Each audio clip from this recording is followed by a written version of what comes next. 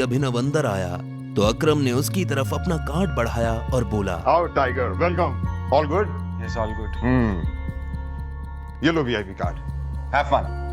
Thank you. वो नीचे आया और उसने देखा कि चाहत होटल के बाहर शेड में खड़ी थी। चले।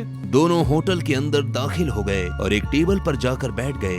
अभिनव जानबूझकर चाहत से नजर नहीं मिला रहा था, वहीं चाहत उसे लगातार देखती जा रही थी। क्या हुआ, सब ठीक है? हाँ, सब ठीक है। अच्छा, वैसे तुम इस ऑफिस में काम करते हो क्या? हमें कुछ ऑर्डर करना चाहिए ना, मुझे बहुत भूख लग रही है। वेटर। अभिनव ने चाहत के सवाल को टालते हुए कहा, hello sir, how may I help you? तुम मुझसे कुछ छुपाने की कोशिश कर रहे हो क्या? नहीं, बिल्कुल नहीं। मैं तुमसे भला कुछ क्यों छुपाऊंगा, ऐसा नहीं है। 1 सेकंड। अभिनव और चाहत ने वेटर को ऑर्डर दिया और वेटर वहां से निकल गया, लेकिन चाहत अपना सवाल भूली नहीं थी। तो तुम क्या करते हो? मैं एके प्राइवेट लिमिटेड में एक छोटी सी नौकरी करता हूँ बस। ये तो अकरम जी की कंपनी है ना? Hello gorgeous, you are so beautiful. मैं आना तो नहीं चाहता था, लेकिन मेरा मन नहीं माना। क्या मैं तुम्हें एक बढ़िया सी ट्रीट ऑफर कर सकता हूँ? उसकी आंखों में एक शरारत भरी मुस्कान नजर आ रही थी। चाहत उसकी नीयत समझ चुकी थी और अभिनव को भी ये समझ आ रहा था। तुझे नजर नहीं आ रहा? ऑलरेडी मेरे साथ डेट पर है। ओह अच्छा, मुझे तो लगा कि तुम इसके छोटे भाई हो। अब जब तुमने बता ही दिया है कि तुम इसके साथ डेट पर आए हो, तो तुम्हें प्यार से कह रहा हूँ, निकल लो। अभिनव कुछ पल के लिए छुप रहा। वो देखना चाहता था कि ये आदमी किस हद तक नीचे गिर सकता था। इतने में वो लड़का चाहत के पीछे पलटा और बोला, तुम इतनी सुंदर हो कि तुम्हें देखकर लगता है कि तुम एक वेल टू डू फैमिली से आती हो। बट डोंट माइंड, तुम्हें ऐसे लोगों के साथ डेट पर नहीं आना चाहिए। Standard is important, right? कहा किसी ने ज्ञान देने को। हाँ, चल निकल। तुम मेरे साथ चलो, ट्रस्ट मी, मैं तुम्हें कोई प्रॉब्लम नहीं होने दूंगा। I would say you don't deserve such down market boys, जिसके बाप ने उसे पैदा करके छोड़ दिया। अभिनव से इस बार रहा नहीं गया। उस लड़के ने अपनी हद पार कर दी थी। कम।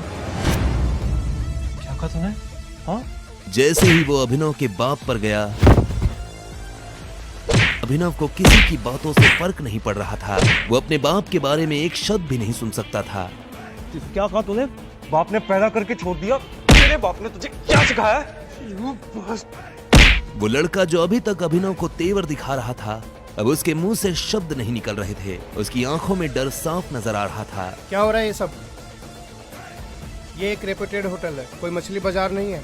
मैनेजर, ये कैसे कैसे लोग आते हैं तुम्हारे होटल में? अभिनव को भी एहसास हुआ कि उसने लड़के को कुछ ज्यादा ही पीट दिया था। इतना मारा मुझे, देखो देखो, नाक मुंह सब तोड़ दिया इसने मेरा। मैनेजर ने पहले उस आदमी को देखा और उसके बाद अभिनव को देखने लगा। इससे पहले कि अभिनव अपनी तरफ से कुछ कह पाता, मैनेजर ने बोला, हमारी हिम्मत कैसे हुई हमारे वीआईपी कस्टमर पे हाथ उठाने की? ये हमें परेशान कर रहा था। मैं तो इसके मूवी नहीं लग रहा था। बार बार वार्न करने के बावजूद भी पीछे नहीं हटा। मेरे पिता के बारे में बेफालतू की बातें कर रहा था। क्या ये सही है? ये गलत बोल रहा है। बस इतनी सी बात के लिए तुमने इनके साथ ऐसा बर्ताव किया? सर, जो भी हो, पहले आपको इनसे माफी तो मांगनी पड़ेगी। माफी? मैं माफी मांगू?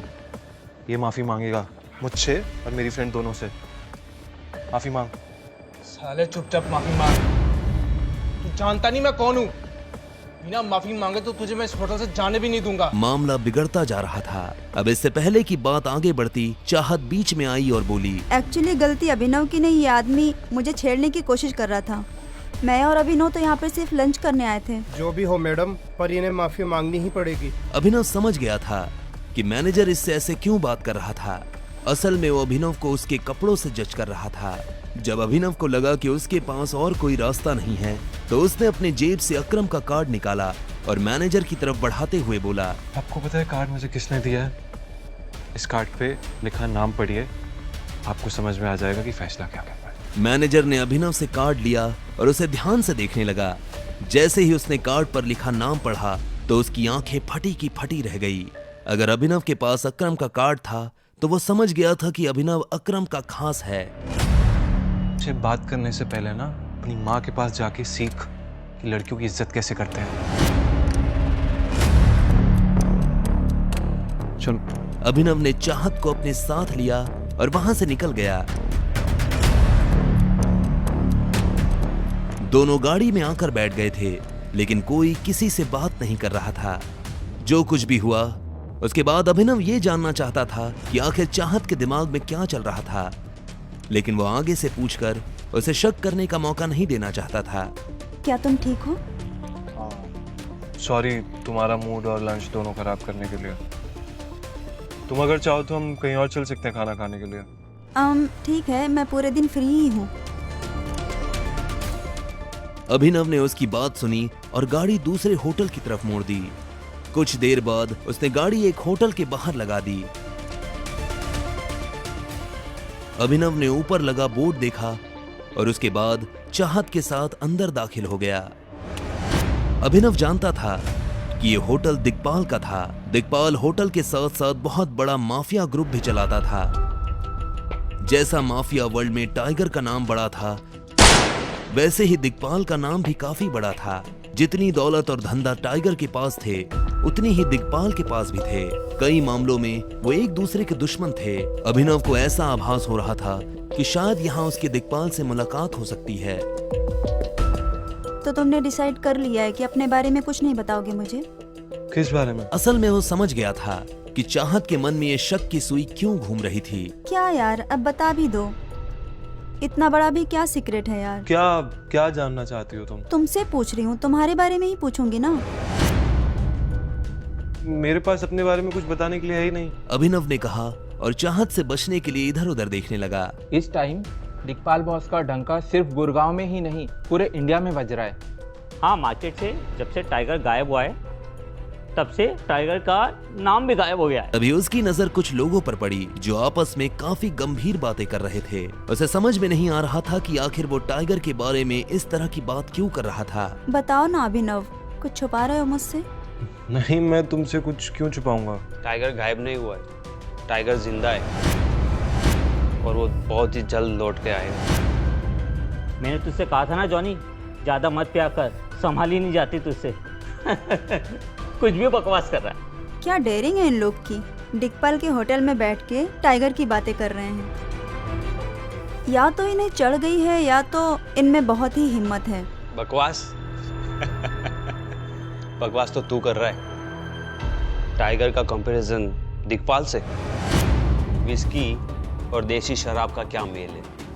मैं कह रहा हूँ टाइगर जिंदा है and he will return soon. Johnny नाम के इस आदमी की बात सुनकर अभिनव के रोंगटे खड़े हो गए थे। वो ये जानना चाहता था कि जॉनी मन से फेंक रहा था या उसके पास साथ में कोई जानकारी थी। अब आगे क्या होने वाला था? क्या अभिनव सच का पता लगा पाएगा और क्या चाहत अभिनव के मुंह से सच निकलवा पाएगी? जानने के लिए